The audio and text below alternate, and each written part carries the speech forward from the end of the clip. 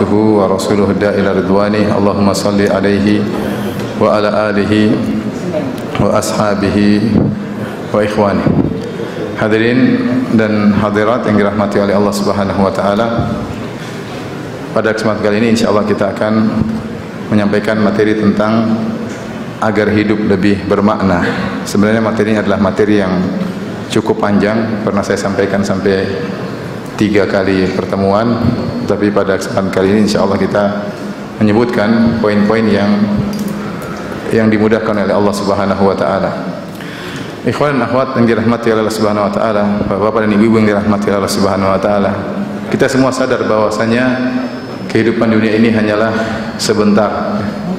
Betapapun kita berusaha untuk sehat, untuk kuat, untuk menghindar dari segala-segala sebab kematian, toh tetap kita akan akhirnya menuju pada titik pertemuan kepada Allah Subhanahu wa taala. Allah berfirman, "Qul innal mautal ladzi tafirruna minhu fa innahu mulaqikum." Sungguhnya kematian yang kalian lari darinya, maka dia akan menemui kalian. Ibaratnya kita kabur dari kematian, tapi kematian datang dari depan menghampiri kita. Maka kita tidak bisa menghindar. Dan kita semua sama-sama mengantri pada satu rel yang menuju pada titik pertemuan kita dengan Allah Subhanahu wa taala. Hanya saja kita tidak tahu siapa yang di depan, siapa yang di belakang, tapi tidak ada yang keluar dari rel tersebut. Bisa jadi yang lebih muda dipanggil terlebih dahulu oleh Allah, bisa jadi yang lebih kaya dipanggil lebih dulu oleh Allah Subhanahu wa taala, dan banyak yang terjadi demikian. Karenanya kita harus mempersiapkan diri kita untuk menemui kehidupan yang sejati, kehidupan yang sesungguhnya. Yang kata Allah Subhanahu wa taala, "Wa innad daral akhirata lahiyal hayawan." Dan sungguhnya kehidupan akhirat itulah kehidupan yang sesungguhnya. Adalah Nabi sallallahu alaihi wasallam ketika melihat para sahabat dalam kesulitan menggali khandak dalam kondisi musim dingin, ya, kelaparan, maka Nabi berkata, "Labbaik Allahumma la aisha illa aishul akhirah. Farhamil ansara wal muhajirah." Kata Allah, kata Nabi sallallahu alaihi wasallam, "Labbaik ya Allah, aku penuhi panggilanmu. La aisha illa aishul akhirah." Tidak ada kehidupan yang sungguhnya kecuali kehidupan akhirat. Kita di dunia ini diberi kesempatan untuk mempersiapkan diri kita bertemu dengan hari tersebut. Maka jangan sampai kita menyesal. Sebagaimana yang Allah sebutkan dalam banyak ayat, bagaimana penyesalan orang-orang yang telah sampai pada hari akhirat. Mereka ingin kembali tapi tidak bakalan dikembalikan. Mereka ingin diberikan hidup sesaat karena mereka tahu makna kehidupan tersebut. Tapi kapan mereka sadar? Setelah terlambat. Akhirna ila ajalin qarib. Ya Allah, tundalah kematian kami meskipun sebentar. Dia tahu waktu-waktu yang dilewati selama dunia ternyata sangat bermakna, sangat bermanfaat. Nah, sekarang kita masih hidup. Maka kita berusaha menjadikan detik-detik, menit-menit yang kita lewati dalam kehidupan ini semuanya bermakna. Jangan sampai ada yang terbuang sia-sia. Ini yang mau kita bahas pada kesempatan kali ini. Ikhwan dan akhwat yang dirahmati Allah Subhanahu wa taala, agar kehidupan kita tidak selalu seperti ini. Kita ingin ada suatu kemajuan demi kehidupan kita yang sungguhnya di akhirat. Bapak dan Ibu yang dirahmati Allah Subhanahu wa taala, ada beberapa poin-poin atau sekian puluh poin yang akan saya sampaikan, ya, tapi karena waktu terbatas saya akan menyampaikan beberapa saja yang membantu kita untuk bisa menjadikan kehidupan kita lebih bermakna, ya. Yang pertama adalah jangan meremehkan kebaikan sekecil apapun, dan itu wasiat Nabi sallallahu alaihi wasallam. Kata Rasulullah sallallahu alaihi wasallam, "La tahqiranna minal ma'rufi syai'an walau an talqa akhaka biwajhin taliq." Jangan sekali-sekali engkau meremehkan kebaikan apapun, meskipun hanya sekedar tersenyum ketika bertemu dengan saudaramu. Ini wasiat dari Nabi sallallahu alaihi wasallam. Karena kita manusia terkadang meremehkan satu amalan. Bisa jadi amal yang kita remehkan tersebut ternyata bernilai besar di sisi Allah Subhanahu wa taala jika dikerjakan dengan tulus. Sampai Rasulullah SAW contohkan, meskipun hanya tersenyum ketika bertemu dengan saudara. Senyum ketika bertemu dengan saudara, hampir-hampir tidak terbetik dalam benak kita adalah suatu amal ibadah. Ya hanya sekedar keseharian, tersenyum dengan si fulan, ketemu dengan si fulan, kita tidak merasa itulah suatu ibadah. Rasulullah SAW ingatkan, itu ibadah. Jika kau niatkan karena Allah Subhanahu Wa Taala, maka senyuman yang sebentar itu yang hanya 1 detik berpahala di sisi Allah Subhanahu Wa Taala. Atau ada yang senyum 5 menit? Enggak ada kan? Senyum paling 1 detik selesai. Ada nilainya? Ada. Yang bilang siapa? Nabi Sallallahu Alaihi Wasallam. Nabi sampai contohkan, jangan remehkan senyum. Kenapa ikhwan dan akhwat yang rahmati Allah Subhanahu Wa Taala? Karena ada beberapa tinjauan yang harus kita ingat. Yang pertama, setiap yang amal apapun, sekecil apapun, ganjarannya adalah kenikmatan yang sempurna dan abadi. Setiap amal soleh sekecil apapun, maka balasannya di akhirat tidak kecil, pasti balasannya luar biasa. Sebagai contoh misalnya Rasulullah SAW mengatakan, rakaatul fajri khairu minad dunya wa fiha. 2 rakaat sebelum subuh lebih baik daripada dunia dan seisinya. 2 rakaat tersebut kita mungkin kerjakan cuma 2 menit, 3 menit, ternyata balasannya lebih baik daripada dunia dan seisinya dan abadi. Dan abadi. Bukan diberi balasan kenikmatan lebih baik pada dunia dan seisinya cuma 1 tahun, 2 tahun, 3 tahun, 60 tahun, tidak, miliaran tahun abadi. Cuma kita kerjakan dengan 2 atau 3 menit. Bisa jadi senyuman yang cuma 1 detik atau 2 detik tersebut mungkin tidak setinggi pahala 2 rakaat sebelum subuh, tapi ingat, ganjarannya abadi. Ganjarannya abadi. Satu pandangan yang kita alihkan ketika kita melihat ada seorang wanita yang terbuka auratnya, kemudian kita balik, kita bilang astagfirullah, itu ganjarannya abadi. Makanya Allah mengatakan, "Faman ya'mal mithqala dzarratin khairan yarah." Siapa yang melakukan kebajikan meskipun sekecil zarrah. Zarrah sudah saya sering sampaikan dalam banyak kajian saya, adalah ungkapan orang Arab untuk menunjukkan suatu yang sangat ringan, yang tidak terdeteksi oleh timbangan. Zarrah ada yang diartikan dengan semut kecil. Semut kecil kalau kita letakkan di timbangan tidak terdeteksi beratnya. Ada yang mengatakan adalah kalau kita pukulkan tangan di tanah, kemudian kita ambil 1 butir pasir, itulah zarrah. Kalau kita letakkan di daun timbangan tidak terdeteksi. Ada yang mengatakan zarrah adalah partikel-partikel debu. Kalau kita buka jendela akan terlihat partikel debu karena terkena cahaya. Kita ambil 1, kita letakkan di daun timbangan, tidak terdeteksi. Tapi kalau di sisi Allah terdeteksi dan ada balasannya. Ini yang pertama yang buat kita harus semangat melakukan amal kebajikan apapun dan jangan kita remehkan. Pertama, ganjarannya pasti sempurna dan pasti apa? Abadi. Hanya kita kerjakan 1 detik, 2 detik. Yang kedua, ikhwan dan akhwat yang rahmati Allah Subhanahu Wa Taala, kita membutuhkan amal saleh yang membuat timbangan kebajikan kita menjadi lebih berat. Karena yang menjadi barometer Allah pada hari kiamat hanyalah timbangan kebajikan dan keburukan. Siapa yang timbangan kebajikannya lebih berat, maka dia fahuwa fi 'isyatir radiyah. Dia akan mendapatkan kehidupan yang diridhai, kehidupan bahagia. Semakin banyak amal soleh yang kita lakukan, semakin berat dan kedudukan di surga semakin tinggi.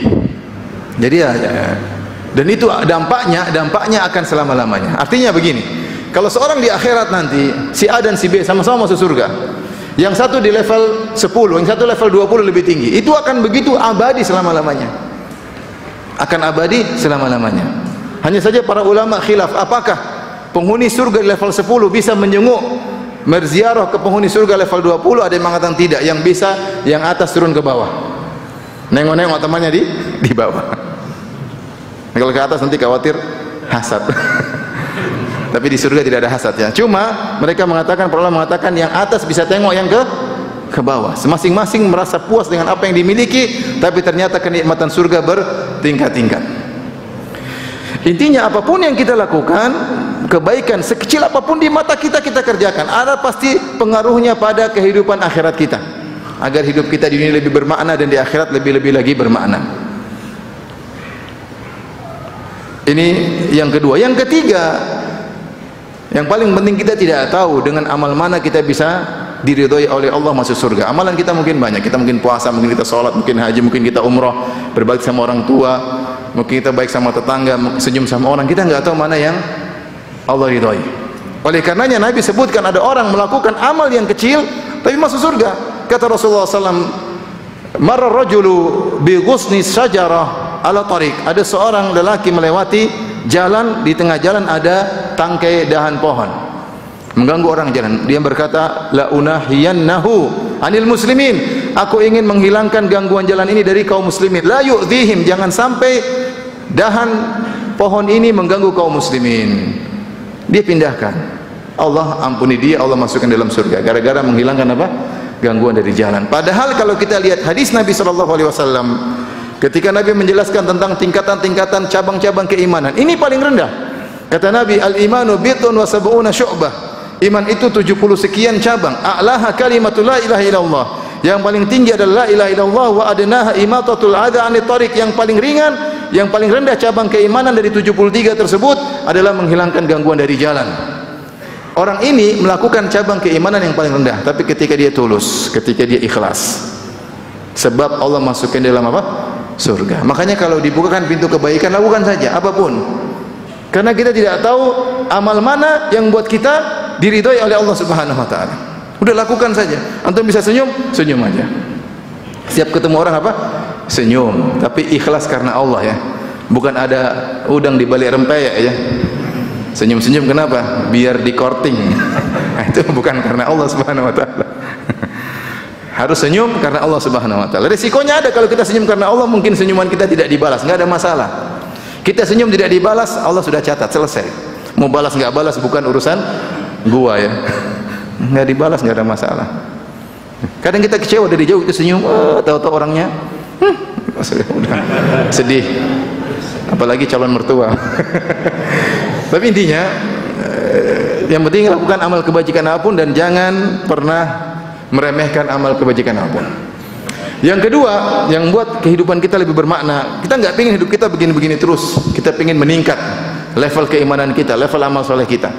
Yang selalu saya wasiatkan pada diri saya pribadi dan juga kepada para hadirin dalam beberapa pengajian saya, jangan pernah menunda kebaikan.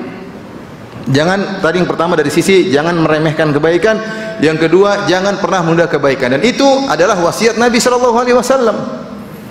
Ya, wasiat Nabi sallallahu alaihi wasallam yang Nabi pernah menasihati Ibnu Umar dengan mengatakan kun fid dunya ka'annaka gharibun aw abiru sabil.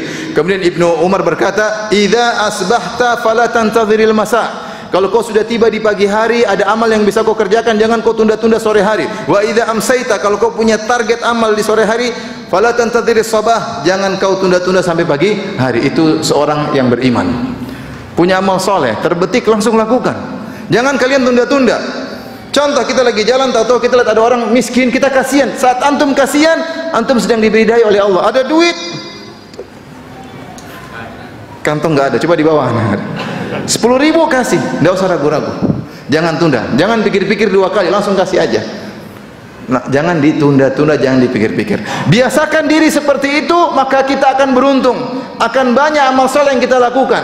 Terlalu kita banyak mikir, aduh. Akhirnya banyak amal yang tidak kita kerjakan. Ini contoh sederhana. Kalau antum lagi berjalan di rumah tiba-tiba, atau antum lagi di rumah tiba-tiba terbetik, kok saya pingin sholat duha, langsung berdiri wudu sholat duha, jangan tunda-tunda. Jangan bilang nanti jam 11, jangan nanti setengah 12, bakalan tidak sholat duha. Biasakan seperti itu. Ada terbetik tiba-tiba ingat orang tua, oh saya pingin kirim uang sama orang, langsung ambil. Ternyata nol.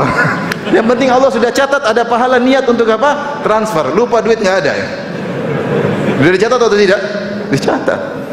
Jangan pernah tunda-tunda kebaikan. Tiba-tiba antum lagi tinggi rasa cinta sama istri, pingin beli hadiah, langsung beli hadiah. Tapi jangan sampai ATM-nya lagi kosong. Insya Allah kirim masing atau belikan emas kasih sama istri. Pokoknya jangan penunda kebaikan. Masalah antum keluarkan sesuatu, Allah akan ganti. Ya bena Adam anfik, unfik alaik. Wahai anak Adam, berinfaklah, aku akan berinfak kepadamu. Mana kasat sadaqatu min mal? Tidak ada sedekah yang mengurangi harta. Jadi seorang terbiasa demikian. Tiba-tiba, aduh, kok saya ingin baca Quran? Ambil Al-Quran, jangan tunda-tunda. Berusaha jangan pernah menunda apa? Kebaikan. Ya. Saya punya cerita lucu ya, sebenarnya kurang bagus sih, saya cerita lucu aja diri saya ya. Saya melatih diri seperti itu ya. Suatu hari saya pergi ke toko sama istri yang tercinta, semuanya tercinta ya.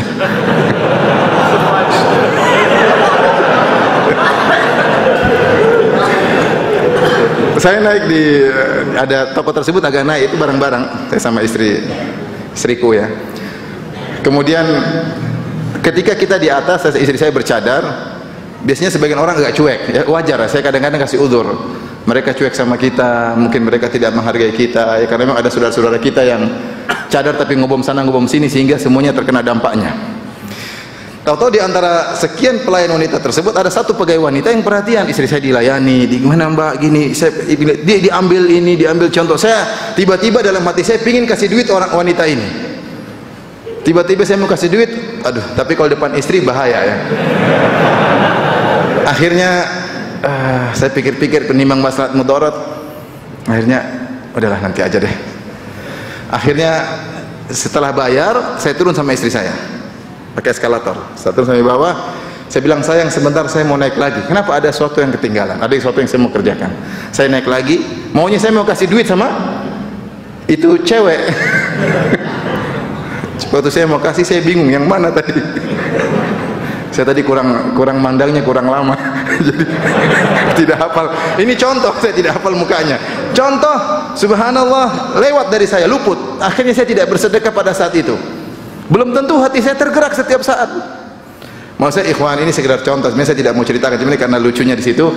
Intinya kalau kita punya niat terbetik, Allah kasih hidayah, jangan tunda-tunda. Hidup kita lebih bermakna. Ini jadi masalah nanti. Penyakit yang selalu diingatkan oleh para ulama, taswif itu saufa, akan saya lakukan nanti. Kalau begini, akhirnya kita tidak melakukan.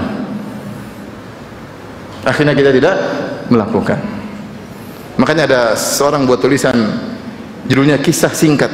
Apa kisah singkat tersebut? Seorang bermaksiat di malam hari, kemudian dia besok saya mau bertobat. Tahu-tahu dia tidak bangun lagi. Waliyadzubillah. Taib. Ini perkara yang kedua, jangan pernah menunda-nunda kebaikan. Sekarang yang ketiga,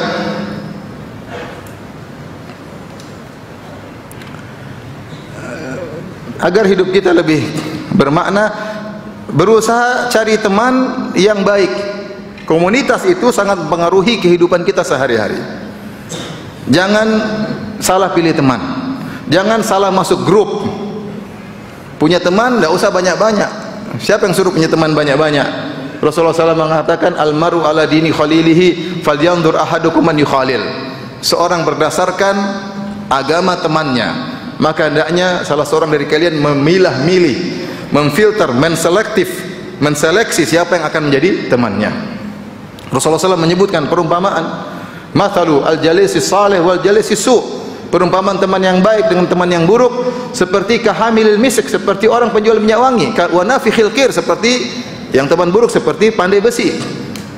Adapun hamilul misk, adapun penjual minyak wangi, ya, imma an tahdhiyaka, mungkin engkau dapat hadiah dari dia, imma an tabta' minhu, kau beli dari dia, atau kau dikasih hadiah dari dia, au antajida minhu rihan thayyibah, atau kau dapatkan aroma yang baik. Pasti ada manfaatnya. Entah dia baik, dia kasih minyak wangi sama antum, kalau enggak antum beli, kalau enggak paling tidak jalan sama dia kecipratan bau minyak wangi.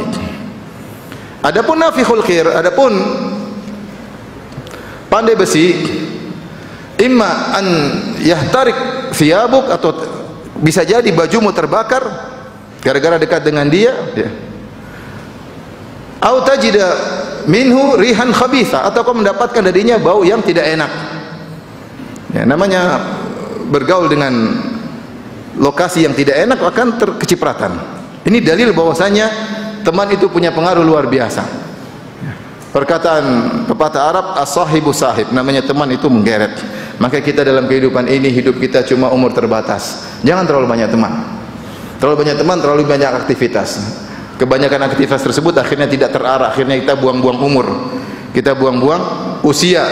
Tahu-tahu kita sudah tua, tahu-tahu sudah tidak kuat lagi, tahu-tahu bertemu dengan Allah, kemudian kita tahu ternyata hidup kita selama ini tidak bermakna. Oleh karenanya jangan ragu-ragu untuk selektif dalam berteman, dan jangan ragu-ragu untuk left dari pertemanan yang tidak mendatangkan manfaat akhirat bagi kita. Ustaz, bagaimana cara kita berteman dengan teman yang baik? Coba kau berteman dengan dia. Kalau kau merasa berteman dengan dia semakin dekat dengan Allah, pegang teman tersebut sekuat-kuatnya. Kalau kau evaluasi, saya berteman dengan dia selama seminggu, selama 2 minggu, selama sebulan, kok saya semakin jauh dari Allah, kok semakin malas ke masjid, kok pikirannya duniawi melulu, jangan ragu-ragu, tinggalkan dia, selamatkan dirimu ya. Karena pengaruh teman luar biasa dalam aktivitas kita sehari-hari. Makanya contoh yang menarik disebutkan oleh para ulama tentang manfaat teman seperti anjing Ashabul Kahfi. Anjing Ashabul Kahfi, Allah sebutkan anjing tersebut berulang-ulang dalam Al-Quran. Wa yaquluna sab'atu wa thaminuhum kalbuhum. Jumlah mereka ada yang 3, 4, anjingnya yang kelima. Jumlah mereka adalah 7, yang ke-8 adalah anjingnya. Anjing disebut-sebut. Wa kalbuhum basitun dhira'ihi bil wasit. Adapun anjingnya kemudian berjaga di depan gua, anjing disebut-sebut. Gara-gara berteman dengan Ashabul Kahfi 7 orang yang soleh, sampai anjing tersebut disebut-sebut dalam Al-Quran. Bahkan sebagian ulama mengatakan anjing tersebut juga mendapatkan karomah. Kenapa? Ketika 7 orang tersebut tidur dalam goa, mereka tidurnya berapa tahun? 309 tahun, 300 tahun lebih.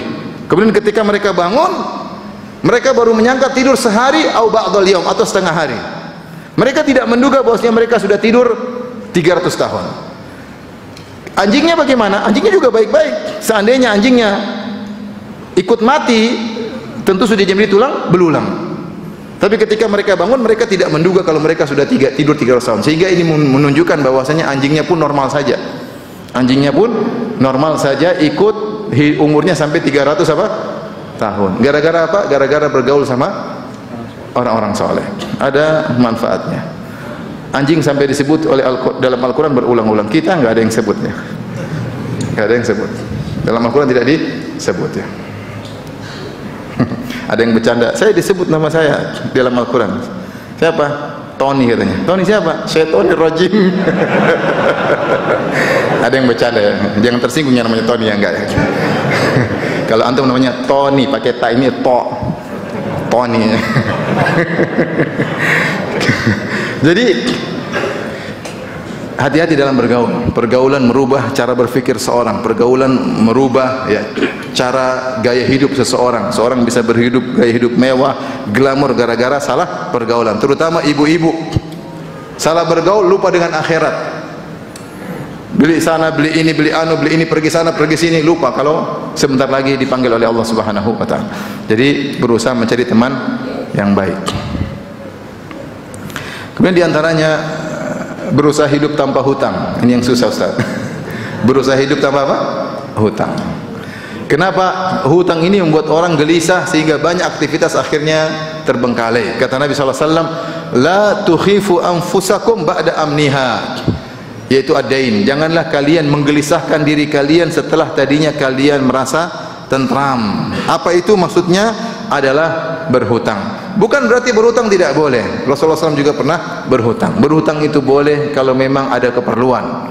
Kalau biaya keperluannya adalah mendesak untuk kebutuhan primer, tidak jadi masalah. Sampai ayat yang paling panjang dalam Al-Quran, ayatul dain, ayat tentang hutang piutang dalam surat Al-Baqarah, di akhir-akhir surat Al-Baqarah. Ya ayyuhalladzina amanu idza tadayantum bidainin ila ajalin musamman faktubuh wal yaktub bainakum katibun bil adl, dan seterusnya, ayat yang panjang.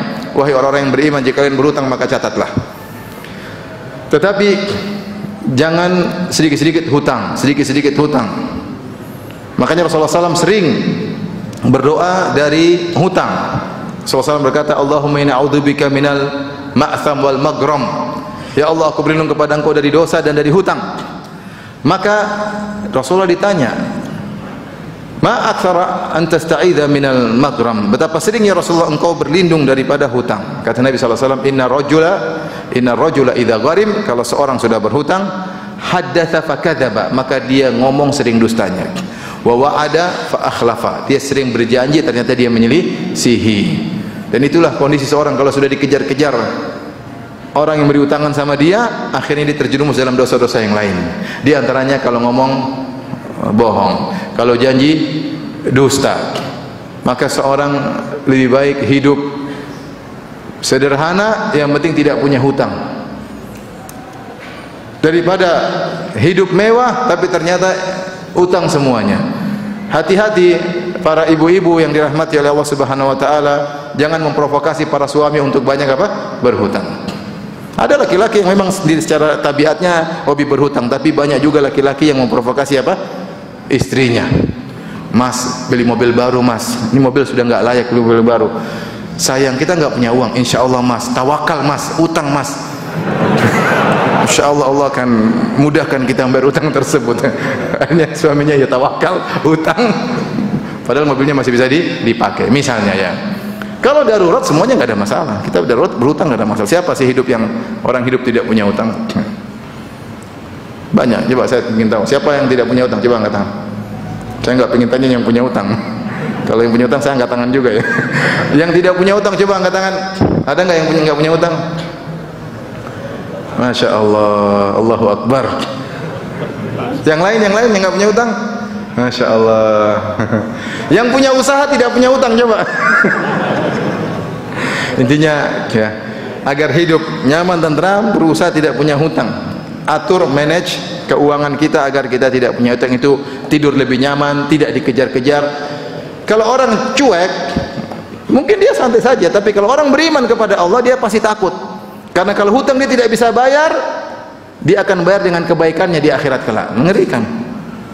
Maka dia gelisah. Kalau dia, dan orang yang sudah punya hutang, dia tidak segera bayar. Dia kalau dia dapat duit tidak segera bayar. Dia pengen beli yang lain lagi. Belum jatuh tempo, pengen beli lagi yang lain. Ya. Padahal sudah jatuh tempo, masih pengen beli lagi yang lain. Padahal kata Nabi SAW, matalul ghani zulmun. Orang yang mampu untuk bayar hutang tapi dia tunda-tunda, maka dia orang yang zalim. Maka berusaha hidup tidak berhutang semaksimal mungkin. Taib. Di antara hal yang membuat hidup kita adalah bermakna, usahakan mencari kebahagiaan tatkala kita bersendirian. Latih diri kita mencari kebahagiaan tatkala kita bersendirian, berdua-duaan dengan Allah. Saya sering sampaikan, sebab kebahagiaan banyak. Kita bersama istri kita, kita bahagia. Dengan anak-anak kita, kita bahagia. Bertemu dengan kawan, kita bahagia. Kita touring dengan safar dengan teman-teman, kita bahagia. Ya. Tapi kita harus punya waktu di mana kita melatih diri untuk berbahagia tatkala kita bersendirian. Ini harus kita siapkan. Kata Ibnu Qayyim rahimahullahu taala, kenapa ketika dia membahas tentang faedah i'tikaf? Karena nanti kamu masuk ke kuburan, kamu sendirian. Tidak ada teman yang kamu ajak ngobrol di kuburan. Istrimu yang mengatakan kita sehidup semati, ya. Ketika kamu mati, dia tidak ikut mati sama kamu. Kita sendirian. Makanya ketika Nabi menyebut tentang kondisi mengenaskan seorang mayat, dia mengatakan yatba'ul mayat salas, 3 perkara yang mengikuti mayat. Ahluhu, keluarganya, istri anaknya. Wa maluhu, mungkin budak-budaknya, mungkin mobilnya ikut ngantarin dia. Wa amaluhu, dan amal perbuatan dia. Fayarji al-ithnan, yang 2 balik, wa yabqa wahid, yang 1 amal dia saja yang tersisa. Istri, anaknya, mobilnya, pembantunya, semuanya pulang meninggalkan dia. Dan yang mengenaskan ketika keluarganya meninggalkan dia, dia melangkah, Allah membuat dia mendengar derap langkah kaki orang-orang tersebut meninggalkan dia. Sedih atau tidak? Sedih sendirian. Mana kita semati, sehidup semati. Sehidup semati maksudnya kamu mati saya hidup, gitu kan. Subhanallah. Maka latih diri kita untuk biasa berlezat-lezat tatkala sendirian. Caranya mudah, latih. Contoh, antum sholat malam sudah, istri lagi tidur, antum sholat malam sendiri. Nikmati sholat malam tersebut. Latih diri untuk menikmati sholat malam tersebut. Baca surat yang antum bisa. Kalau antum nggak bisa pegang Al-Quran, baca, nggak ada masalah. Latih diri. Contoh, latih diri. Semua lagi orang tidak ada di rumah, baca Al-Quran, nikmati. Baca ayat, baca terjemahan. Baca ayat, baca terjemahan.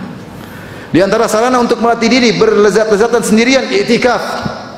Tapi i'tikaf jangan bawa kawan-kawan ke masjid, i'tikaf sendiri. Pergi ke masjid sana orang tidak ada yang kenal. Jangan bawa kawan-kawan i'tikaf, kemudian kamu bawa bakwan ya, saya bawa soto Lamongan ya, saya bawa apa lagi? Rawon Surabaya. Kamu bawa kopi, kamu bawa jahe, akhirnya warung kopi pindah di masjid. Sendiri di masjid, sholat, menangis, berdoa, nikmati kesendirian. Harus dilatih, kalau enggak nanti kita repot. Makanya ketika Nabi SAW bersabda tentang dua orang yang Allah naungi pada hari kiamat kelak, kata Nabi SAW, rajulani tahabba fillah, dua orang yang saling mencintai karena Allah, ijtama'a alaihi wa tafarraqa alaihi, mereka berdua berkumpul karena Allah dan berpisah karena Allah. Berkumpul karena Allah kita paham, karena seperti pengajian, kumpul karena Allah. Ada acara sosial, kumpul karena Allah. Tapi apa maknanya berpisah karena Allah? Banyak tafsiran. Di antara tafsiran berpisah karena Allah, karena masing-masing butuh beribadah sendiri. Kalau kita ketemu terus, kapan kamu baca Quran, kapan saya baca Quran? Kapan kamu berzikir, kapan saya berzikir? Oh, kita ngobrol dari tadi terus. Sehingga ada waktu kita harus berpisah. Karena saya harus sendirian, kamu harus sendirian. Kalau ada tamu ngobrol di rumah, ngobrol saya malam, kita bilang kita berpisah karena Allah. Kamu pulang, saya pengen sholat malam. Kalau enggak, ngobrol terus sampai jam 12, gimana? Itu diantara isyarat dari Nabi bahwasanya kita butuh untuk berlezat-lezat tatkala sendirian, dan kita harus siapkan hal tersebut. Ya ikhwan, kita kalau sudah dikubur, akan berapa lama kita dikubur? Mungkin lebih panjang daripada usia kita ketika di dunia. Ada orang sudah dikubur ratusan tahun yang lalu, ada orang dikubur sudah ribuan tahun yang lalu. Ada atau tidak? Ada. Oleh karenanya kita akan masuk dalam alam kesendirian yang sangat panjang. Siapkan diri kita sering berlezat-lezat tatkala sendirian berdua dengan Allah. Banyak, baca buku agama, tulis, putar ceramah YouTube, ambil buku, tulis, dicatat. Sudah, itu kita nikmati. Ada saatnya kita tutup semuanya, kita ngobrol sama istri, ada kebahagiaan tersendiri. Ada saatnya kita ketemu teman-teman, kita bahagia sendiri. Tapi siapkan kebahagiaan tatkala bersendirian, maka hidupnya akan lebih bermakna. Kalau orang penuntut ilmu, betapa indah duduk di meja, kemudian buka buku, ditemani kopi, masya Allah, sama roti. Yang enak mananya? Ya roti enak, kopi enak, baca buku juga apa? Enak. Sendiri, nggak ada orang, udah sendiri. Ngetik, tulis, nikmat. Ya. Biasa untuk bahagia meskipun sendiri. Rasulullah SAW bersabda, di antaranya salat malam, "Shallu bil laili wa nasu niyam tadkhulul jannata bisalam." Salatlah kalian di malam hari tatkala orang-orang sedang tidur, niscaya kalian akan masuk surga dengan penuh keselamatan. Harus kita biasakan hal tersebut. Ya. Harus. Kalau nggak dilatih nggak bakalan. Kita selalu cari kebahagiaan dengan manusia. Kapan kita mencari kebahagiaan dengan Allah Subhanahu wa taala, bersendirian dengan Allah Subhanahu wa taala?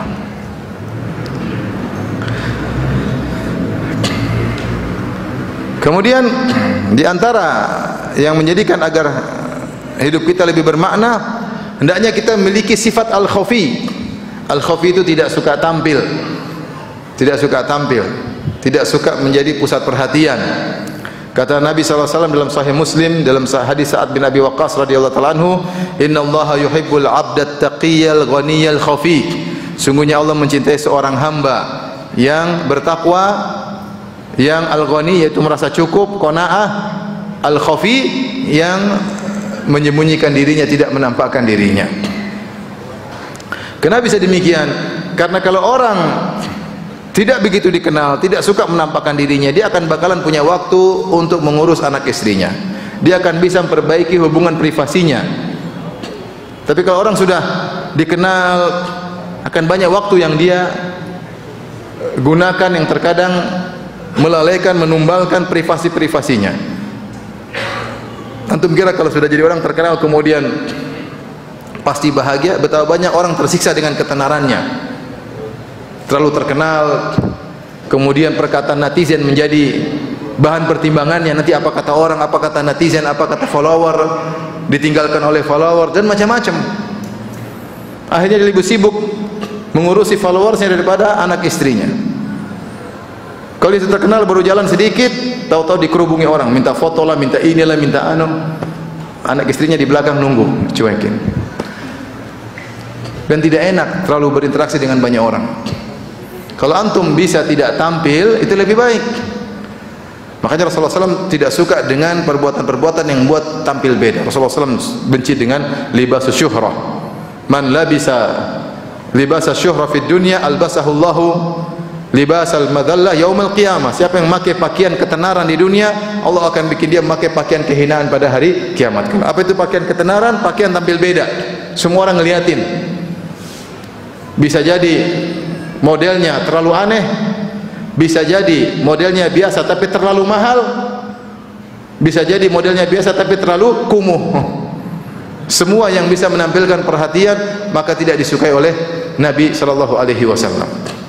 Oleh karenanya Nabi sallallahu alaihi wasallam pakaiannya biasa sama dengan sahabat-sahabatnya. Dalam hadis disebutkan, sampai kalau ada idza jaa gharib, kalau ada orang asing yang ingin ketemu Nabi, ketika sudah masuk di kota Madinah cari Nabi dia bingung. Lihat orang berkumpul, Nabi yang mana dia nggak tahu, karena Nabi pakaiannya sama dengan sahabat-sahabatnya. Sampai karena kejadian sering berulang, kalau ada yang cari Nabi dia bingung yang mana, maka para sahabat meminta agar Nabi membuat semacam tempat agak tinggi, agar Nabi ketika menyampaikan materi atau wejangan, Rasulullah duduk di tempat yang tinggi sehingga orang yang asing ketika datang langsung tahu itu Rasulullah sallallahu alaihi wasallam.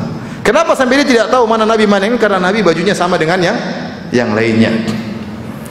Bahkan di antara yang menakjubkan ketika Nabi SAW berhijrah sama Abu Bakar dari Mekah menuju Madinah, ketika orang-orang Madinah menunggu Nabi datang, mereka setiap pagi keluar nunggu Nabi sampai waktu zuhur nggak ada, mereka pulang lagi. Besoknya mereka nunggu lagi dari waktu duha sampai zuhur nggak ada Nabi, mereka demikian terus sampai akhirnya Nabi datang.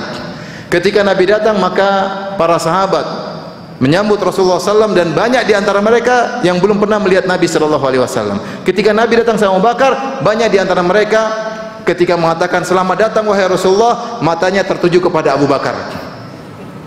Nabi datang sama siapa? Abu Bakar. Jadi semuanya selamat datang Rasulullah. Abu Bakar juga bingung. Yang dilihat siapa? Abu Bakar. Semua orang menyambut Abu Bakar, ternyata Nabi yang satunya. Sampai ketika ada terik matahari mengenai Nabi, Abu Bakar kemudian mengambil selendang menaungi Nabi, baru mereka tahu oh Nabi yang satunya rupanya. Kenapa bajunya sama? Oleh karena saya katakan seorang berusahalah khafi, tidak terlalu banyak urusan sama orang. Kalau ada keperluan-keperluan yang bermanfaat, jangan terlalu tampil, jangan pengin dilihat, jangan pengin dikenal, jangan. Akan banyak kebahagiaan Anda yang akan Anda korbankan, dan akan banyak waktu untuk beribadah akan hilang. Terlalu banyak interaksi. Kita yang dalam hidup kita butuh ngaji, kita butuh zikir pagi petang, kita butuh bercanda, bermesraan sama istri, kita butuh ngobrol sama, kita gendong anak-anak, kita ajak jalan-jalan, butuh. Kita butuh sholat malam. Nah, kalau kita ngobrol sampai malam, kapan sholat malamnya? Kalau tiap hari ketemu teman, kapan kita bermesraan sama istri? Akhirnya banyak privasi kita yang menjadi ditumbalkan, kebahagiaan hilang dan hidup tidak bermakna. Hidup tidak bermakna. Allah Ta'ala alam bisawab.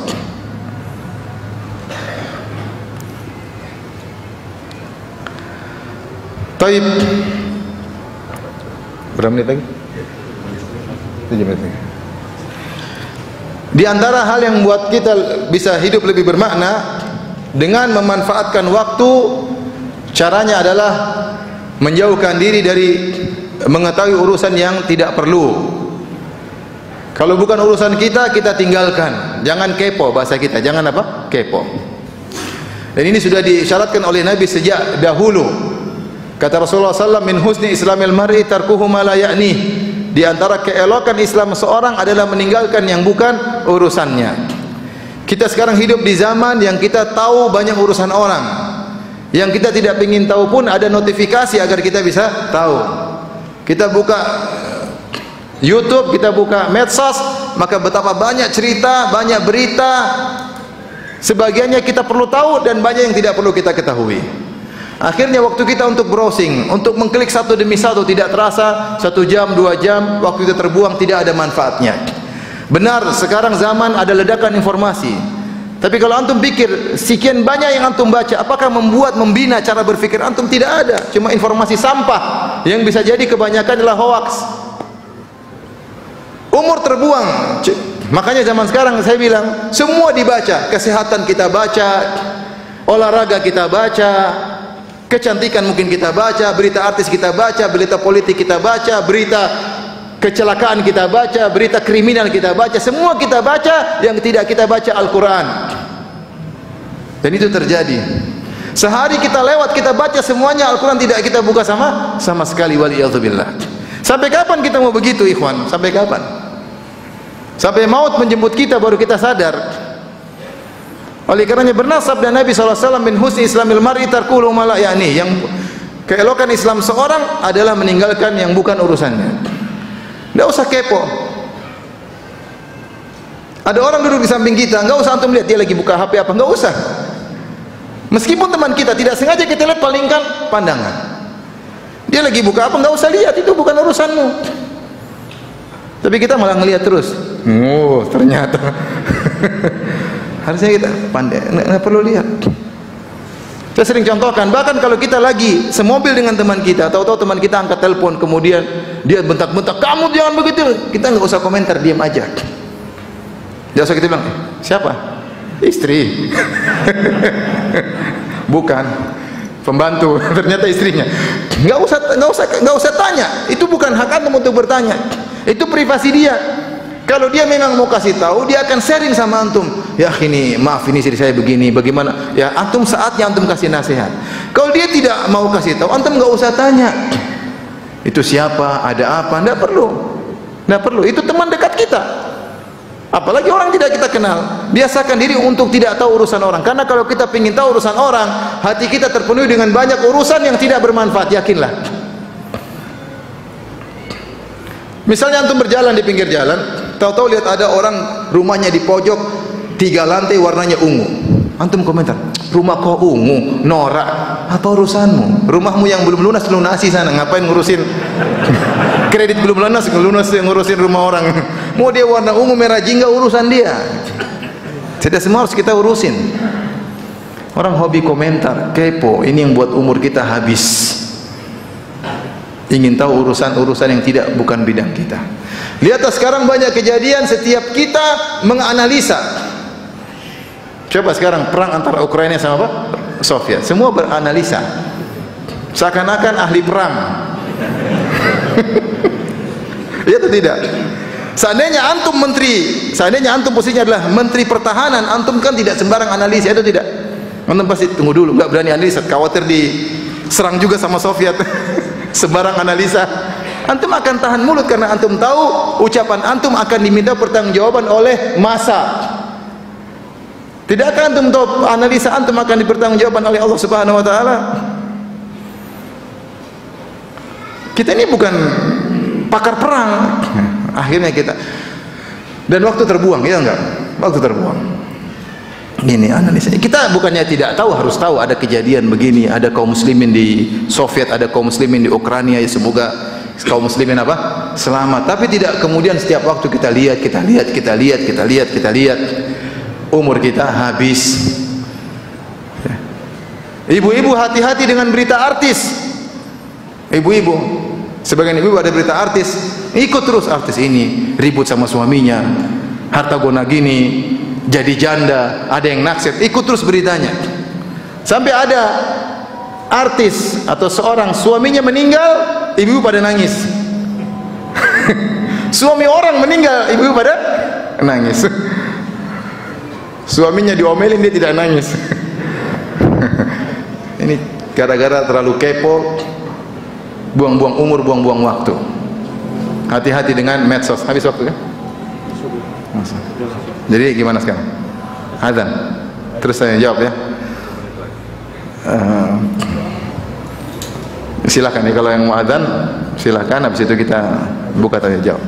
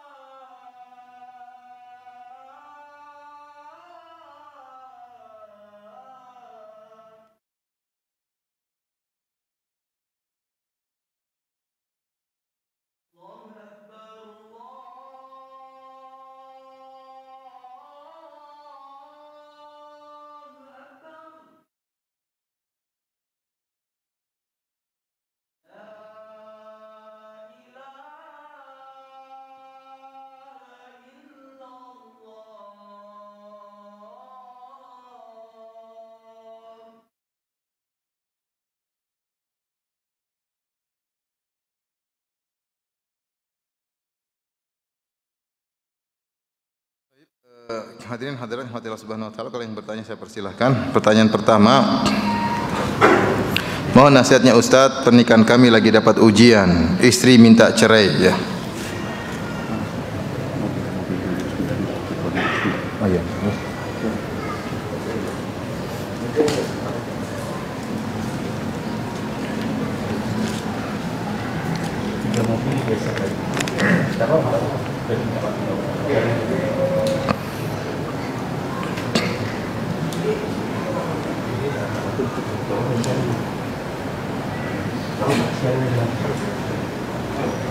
Ada pengumuman aja lah.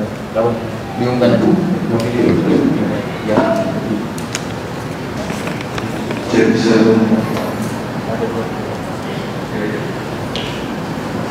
Bismillahirrahmanirrahim.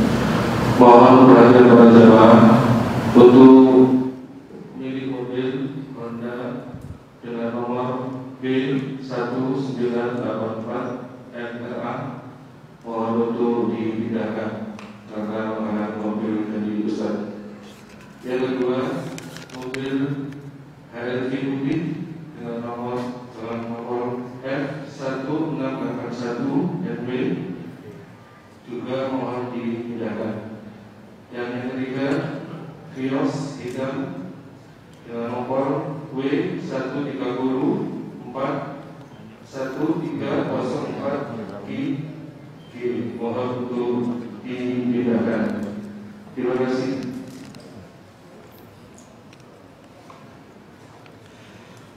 Kita kembali, hadirin hadirat. Pertanyaan Ustaz, mohon nasihatnya, pernikahan kami lagi dapat ujian, istri minta cerai ya. Tentu kita harus sadar bahwasanya perceraian adalah perkara yang sangat dicintai oleh syaitan. Makanya dalam hadis bagaimana syaitan bangga, itu iblis bangga kalau ada syaitan yang berhasil menceraikan seorang laki dari istrinya. Dalam hadis, inna iblis wada'a arsyahu 'alal ma' thumma yab'atsu sarayahu. Iblis meletakkan singgasananya di atas air, lantas dia mengirim pasukan-pasukan setan-setannya. Fa'adhamuhum minhum manzilatan a'dhamuhum fitnah. Anak buahnya yang paling dekat kedudukannya dengan iblis adalah yang fitnahnya paling besar. Fayaji'u ahaduhum, setelah mereka menggoda, mereka lapor, ya iblis, saya sudah begini-begini. Kata iblis, kau belum apa-apa. Belum. Ada lagi yang lapor, iblis, saya sudah gini-gini. Kata iblis, belum. Sampai ada setan datang, salah satu setan datang dan berkata, la azalu bihi hatta farraqtu bainahu wa baina imraatihi. Saya terus menggodanya sampai akhirnya saya berhasil menceraikan dia dari istrinya. Kata iblis, nikma anta, engkau hebat, kau setan top ya. Setan apa? Yang top. Makanya di antara dampak sihir yang berbahaya yang Allah sebut dalam surat Al-Baqarah, kata Allah Subhanahu wa taala, yufarriquna bihi bainal mar'i wa zawjihi. Ya, bahwasanya dengan ilmu sihir tersebut mereka bisa memisahkan antara suami dan istrinya. Karena iblis tahu kalau sudah terjadi perceraian, maka banyak mudarat yang timbul. Anak-anak terbengkalai, istri bisa jadi menjanda, tidak ada lagi yang melamarnya, dan kehidupan yang menyedihkan dalam perjandaannya. Sang laki bisa saja terjerumus dalam kemaksiatan, dalam perzinahan dan yang lainnya. Makanya iblis sangat senang kalau terjadi perceraian. Bukan berarti perceraian tidak boleh. Perceraian itu adalah akhirud dawa al-kaid, adalah solusi yang terakhir. Kalau memang sudah tidak mungkin untuk dilanjutkan, mudarat banyak yang terjadi, boleh seorang menceraikan istrinya dan boleh seorang wanita minta cerai. Tapi selama masih bisa diperbaiki, maka hendaknya diperbaiki. Maksud saya, jangan sampai pasangan suami istri terkena propaganda iblis, mudah untuk menceraikan istrinya dan istri mudah untuk minta cerai. Kalau ada seorang istri minta cerai pada suaminya, maka suami jangan cepat-cepat memenuhi permintaan istrinya, meskipun istrinya mengejeknya. Kalau kamu jantan, kalau kamu laki-laki, ceraikan aku. Kita bilang kalau kita laki-laki justru kita tidak menceraikan dengan serta-merta. Yang emosional tanpa berpikir panjang biasanya wanita, karena mereka lebih mengedepankan perasaan daripada nalar, dan itu sifat wanita, wajar. Tapi kalau kita laki-laki, ada istri mengatakan wanita, ceraikan aku kalau kamu laki-laki ya. Jangan kita terpancing, udah kamu saya cerai, mau apa ya, terus habis itu nangis. Istrinya nangis, ya repot. Oleh karenanya, kalau istri kita minta cerai, kita pelajari. Mungkin kita salah selama ini, ada hak dia yang tidak kita perhatikan. Mungkin kita agak cuekin, mungkin kita terlalu membiarkan dia, kita tidak didik agama, sehingga akhirnya dia liar dalam pergaulan, macam-macam. Intinya saya ingin sampaikan, ketika terjadi problematika rumah tangga, jangan kita jadikan 100% kesalahan pada pasangan kita. Itu tidak boleh. Karena kita pasang dalam diri kita, kita punya andil akibat sehingga muncul kesalahan tersebut. Ketika kita memasangkan ada kemungkinan, meskipun mungkin probability-nya rendah bahwasanya saya punya andil, tapi ada andil dalam diri kita, maka kita menyikapinya dengan lebih tenang, tidak cepat emosi. Mungkin seorang laki istrinya selingkuh misalnya, dia pikir lagi, kenapa istri saya bisa selingkuh? Oh, rupanya saya biarkan, rupanya saya gampang-gampangin, rupanya saya biarkan dia nonton macam-macam, rupanya saya jarang telepon dia, rupanya saya jarang berhubungan dengan dia misalnya. Ternyata kesalahan kembali kepada diri kita. Makanya saya nasihati, berdoa kepada Allah Subhanahu wa taala. Berdoa kepada Allah Subhanahu wa taala, nasihati istri dengan cara yang baik. Ya, berusaha untuk rumah tangga tidak rusak ya. Kasihan anak-anak ya. Insyaallah kalau kita bisa saling memahami sebagaimana pernah kita saling memahami, insyaallah bisa kembali lagi ya. Ada emosional sesaat ya, bisa diperbaiki. Kecuali kalau sudah tidak memungkinkan, sudah ada nasihat, sudah ada perwakilan tidak mampu lagi, ya tidak jadi masalah. Ya sudah, itu namanya takdir. Itu namanya takdir ya. Tapi selama kita masih bisa berusaha untuk tidak bercerai. Pertanyaan berikutnya, Ustaz, saya sering khawatir tentang masa depan. Mohon nasihatnya, Ustaz. Kita kekhawatiran ada saja, tapi jangan berlebihan ya. Jangan berlebihan tentang risau tentang masa depan. Kita fokus tentang apa yang kita lakukan ya.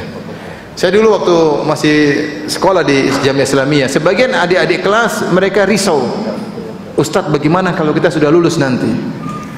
Saya bilang, kamu jangan mikir, yang kamu pikirkan bagaimana kamu bisa belajar yang terbaik selama masih jadi mahasiswa. Urusan belakangan nanti belakangan.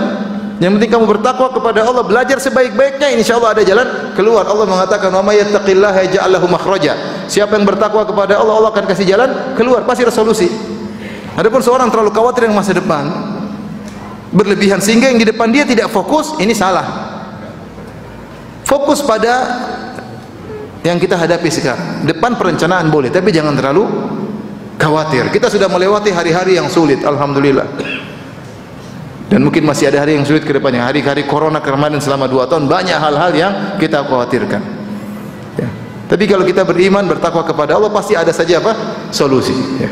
Yang penting kita fokus, jangan kita khawatir akhirnya tidak beribadah. Antum khawatir, berwudu, salat, minta petunjuk sama Allah Subhanahu wa taala. Minta petunjuk kepada Allah Subhanahu wa taala. Setiap ada masalah, selama antum bisa meletakkan dahi antum untuk sujud kepada Allah, insyaallah ada solusi. Kecuali antum sudah enggak salat, susah solusi. Selama masih bisa salat, masih bisa mengadu kepada Allah, masih minta kepada Allah, insyaallah ada solusi seberat apapun permasalahan. Dan bilang hasbiyallahu wa ni'mal wakil. Serahkan sama Allah. Mau diskusi sama siapa? Mau minta pertolongan siapa? Udah. Ada Allah Subhanahu wa taala. Penting antum baik, segera salat, beribadah, berdoa kepada Allah, serahkan kepada Allah, apa yang terjadi terima.